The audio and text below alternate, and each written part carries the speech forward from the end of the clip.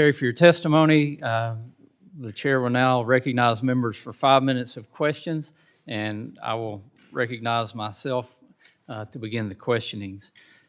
Madam Secretary, less than 2 weeks ago, BLM issued the final supplemental environmental impact statement for the Ambler Road Access Project, a right-of-way application to construct a 211-mile road in the Ambler Mining District of Alaska. Just 25 miles of this 211-mile road would cross the BLM land. Unfortunately, BLM took an unprecedented step in issuing the no-action alternative, effectively killing access to huge deposits of minerals. Secretary Haaland, do you know what minerals this project seeks to access?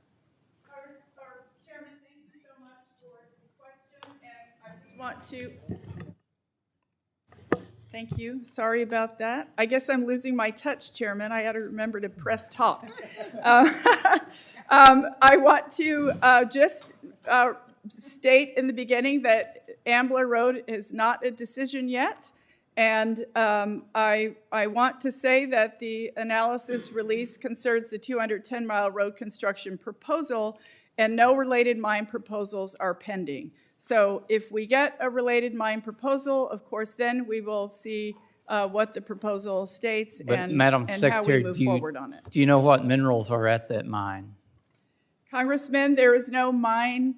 There was no mine there. Mine. So there's no mine. So it's 265.5 million tons of mineral ore that includes copper, zinc, gold, silver, cobalt, lead, and germanium, all very critical to our economy. So let's take copper for an example. According to the USGS, the U.S. is currently 46% net reliant on foreign sources of copper, and global copper demand is already starting to skyrocket. Since the Biden administration shut down the potential access to 30% of U.S. copper reserves with its land withdrawal in northern Minnesota, and now yet we're looking at more in Alaska, where does the Biden administration support new copper production, and what is in the proposed budget to make that happen?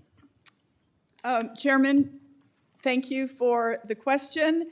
And first, I will say that since President Biden has been in office since January 2021, we have approved 40 mining or mining modification permits since the president has been in office. That includes 5 critical mineral mines. But these aren't new mines. And back to the original question, which comes first, the chicken or the egg? How do you build a mine without having a road to get to the mine? But these elements of copper, nickel, and cobalt are critical to the Biden administration's very own mineral-heavy renewable energy goals. Your testimony mentioned budgeting for supply chains. How are you specifically working to ensure that expedited production on federal lands is there to meet the rising demand of these minerals? Thank you very much for the question, Chairman. And first, I will say that our interagency work group on mining reform has taken this issue very seriously. We have a mining law that's 150 years old that doesn't meet the needs of our world today in 2024. So we're proud of the report that we were able to put out, and we're moving forward. Madam Secretary, I've got to move on. A report is not an action to make sure that we're securing these critical minerals. Moving to a different topic, since the migrant camp opened at Floyd Bennett Field last year, nearly every issue that we predicted has come to light. This includes reports of increased crime and drug use in the neighboring communities. Local residents have reported increased instances of shoplifting, panhandling, and street prostitution since the camp opened. There have been multiple arrests at the facility for assault and domestic violence, and all of this is happening while New Yorkers are having to bear the brunt of classes being canceled at school and community programs that are no longer safe for kids to attend.